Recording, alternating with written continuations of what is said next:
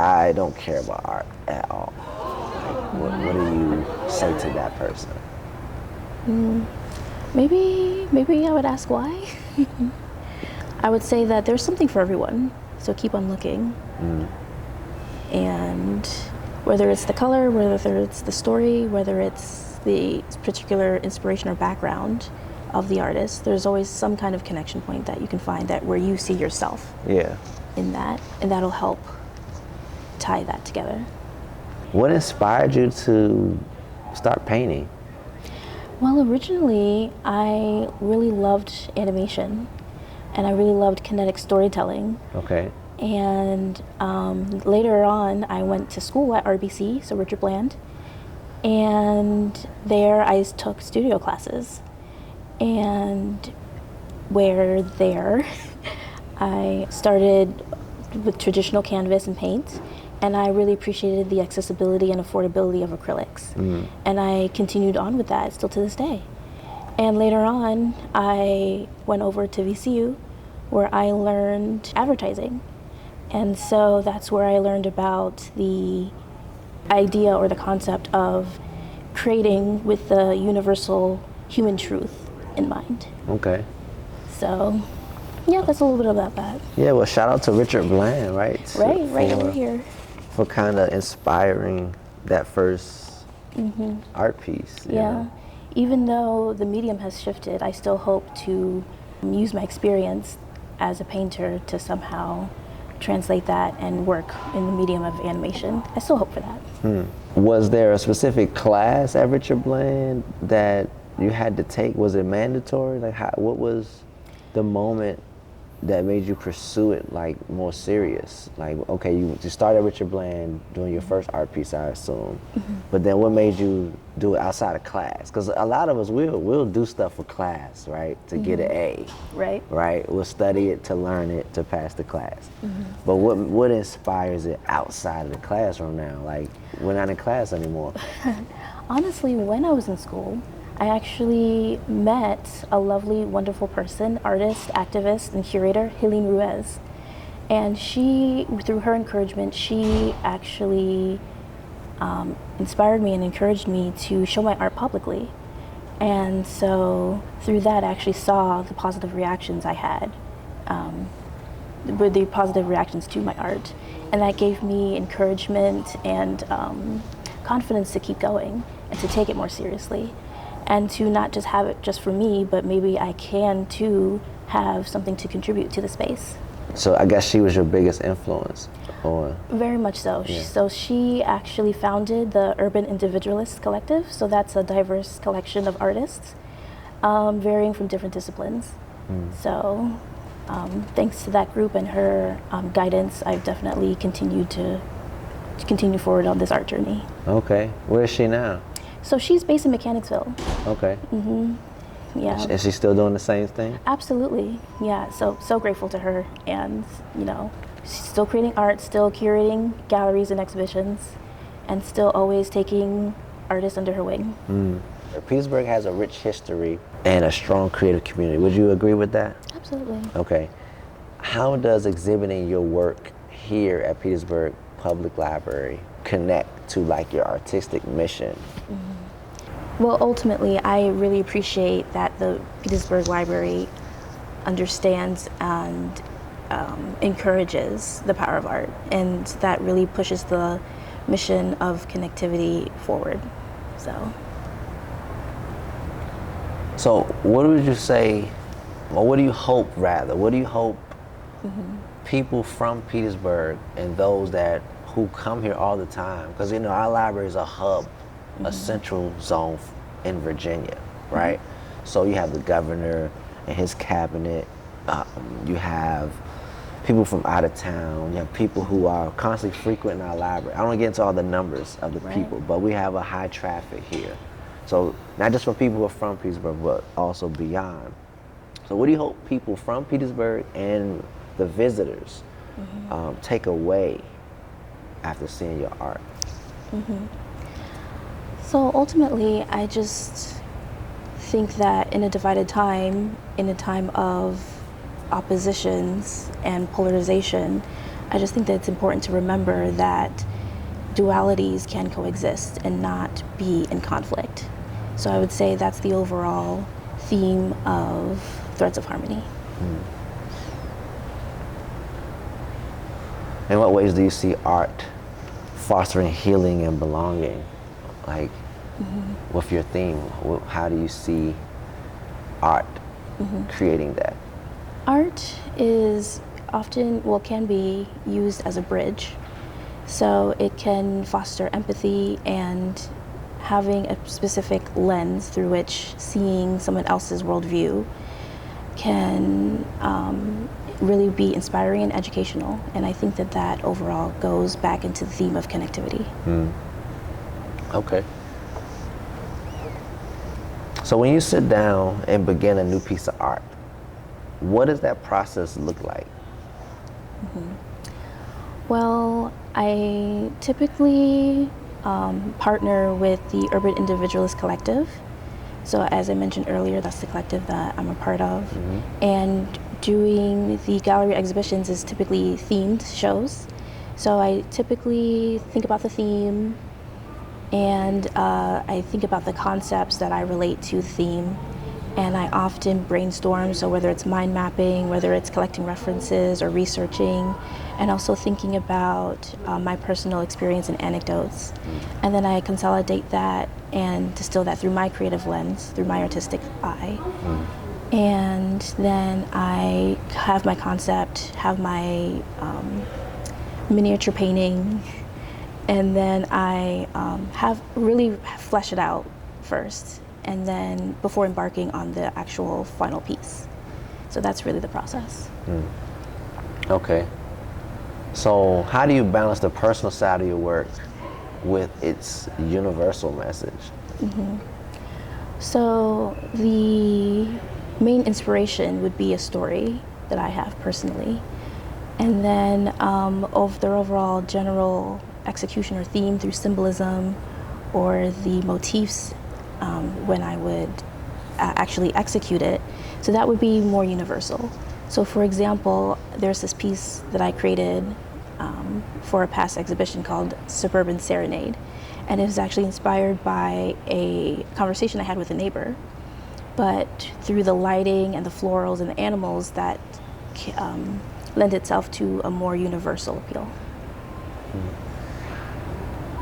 So when you're in your zone, do you listen to music, or is it just complete silence? Are you in the middle of a garden? Like, what's your process while you're painting? Well, it can depend. So if I'm really needing to focus, I do like silence, but sometimes when there is a piece that's particularly dramatic, I might have accompanying music that would lend itself to that kind of mood or that kind of emotion. Okay. So for those who feel disconnected from art, right? What would you say to invite them into your work? I would say it's for everybody, because ultimately a piece of us, it's in all of us, honestly. Some just water it more than others. So.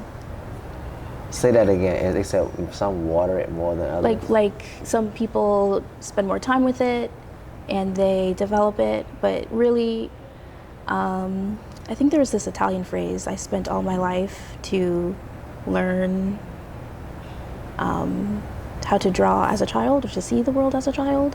So originally, the phrase is, in the beginning, we're all creative. Yeah. Yeah, I mean, like, so your encouragement to those who are disconnected is to say it again. So what is your encouragement? Like, if I don't care about art at all, like, what do you say to that person? Maybe I would ask why. I would say that there's something for everyone, so keep on looking.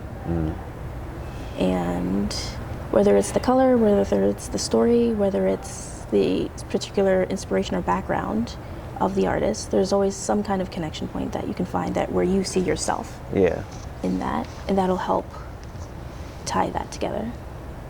And so, where would you say the value comes in of art in terms of like, you say, okay, I don't care about it, and then a lot of times that's connected to what I see as valuable or not valuable, right? So how would you determine the value of art? You know what I like about art? It's very versatile. Like I remember, like for example, you mentioned art being an antidote. And I talked about how I actually got that from a professor from RBC, Michelle Delano, and she was the one who introduced me to that concept of art being an antidote. And it's just funny seeing how now that's come full circle with everything that I'm doing now. And so, because before I didn't even think of it that way. I thought of it as maybe as just aesthetics, maybe as just, maybe even capturing a snapshot in history. There's different ways that art can unfold and reveal itself in our life. So I would probably think about what interests you, and there's probably some kind of art connection there. Yeah. Yeah, I mean, you've been to different people's houses and you will see art in someone's living room or in a bathroom, you know, so like there's clearly some understanding or there's some... The value of beauty, the value of expression, because you can see someone's personality based on how they design things within their own home, where they feel safe in their own space.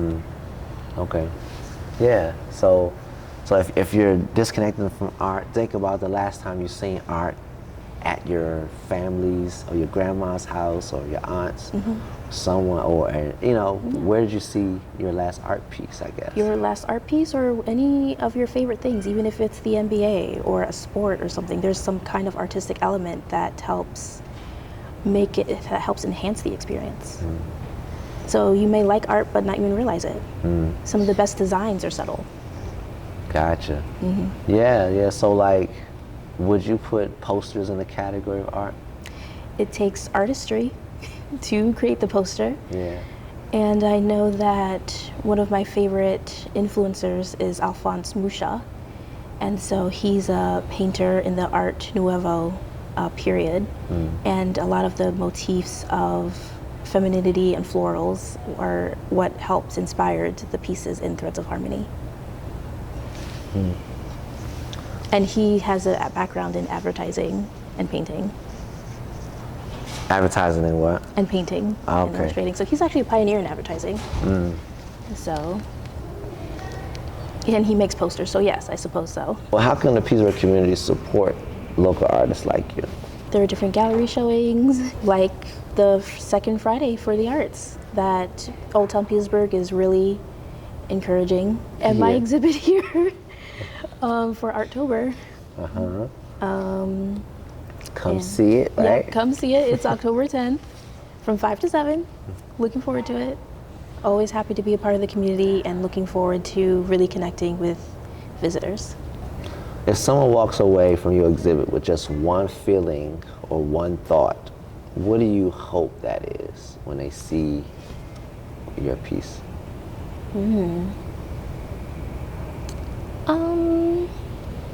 Maybe an unexpected idea of unity. Because I know that you mentioned earlier different concepts that seem so opposing can actually work together. So what do you see as the next chapter in your artistic journey? What do you see happening next? What do you want to do next? What's next? Well, I'm looking to look more into branching from painting and into more mixed media. I've gained experience and inspiration from other local artists who use beads and threads and just other mixed media into their canvas work and into their painting work. And so that's part of the aspect of community and inspiration that I really, really appreciate and take inspiration from. I'm very grateful for the women and the elders in my life who have supported me this far, because I've only gotten here because of them. Like I mentioned, the founder and curator of the Urban Individuals Collective, as well as my former professor. So that pay it forward mentality is really what propels me forward. So I think that that's part of the reason why I was just so adamant about getting certain answers, because I just really wanted to show my gratitude and tell that part of the story. Yeah. So what is your ethnicity exactly? I know you say you upstate New York, came to Petersburg. What culture do you represent exactly? Well, both of my parents are immigrants from Panama. But I was raised here. Yeah. And I do visit when I can. Hopefully I'll visit next year again, visit my family. Panama. And is the native language is Spanish or? That is the official language, I believe, yeah. But, of course, originally there's the indigenous people, the Kuna people. And so they currently inhabit the San Blas Islands. And they actually do a lot to preserve the land, and they actually have a lot of authority over those islands. So they really try to do what they can to preserve their culture, and they, in turn, the Kuna preserve the land. So, but I think that's part of the beauty of art, and I specifically tried to make this collection of art universal, so it doesn't matter the background. Anybody can feel connected to the motifs of unity, duality, and connectivity. Yeah, do you have any Kuna inspiration in your work? In this collection, no, but in the past, I have. Yeah. Okay. And tell us the name of this gallery again that we're showcasing for Artober. For Artober, so the title is called Threads of Harmony. So it's about the unexpected ties and connections that complete us. It's because originally I was going to do something called the Philosopher's Journey. So that was going to be the crux of the theme of this show. But then I was going to have one wall for Asia, one wall for Africa, one wall for Europe. So displaying and interpreting different philosophies from around the world. So, because most people, they think of Aristotle or Socrates, but there's more to philosophy. And I really want to showcase that, and that goes back to the idea of how everybody can contribute to the world and knowledge. So that was the original idea, but the composition and researching, because I really wanted to do justice to maybe schools of thought that aren't as well known. But over time, I was like, oh, maybe this is a little bit too far out of my scope. And then I condensed it to something that's still in line with unity and something that anybody can connect to or contribute to. And that is how I came together with Threads of Harmony. And so there you can still see like some vestiges of philosophical thought, like the idea of yin and yang, duality in this exhibition. But ultimately, it's the core idea is opposite yet complementary forces coming together. So that's the idea of harmony. Yeah. So I hope that comes across well. Yeah, that's good. Hi everyone, I'm Tahanie, and I'd like to invite you to this upcoming art exhibition at the Petersburg Public Library, October 10th from 5 to 7. And I'm looking forward to see you guys.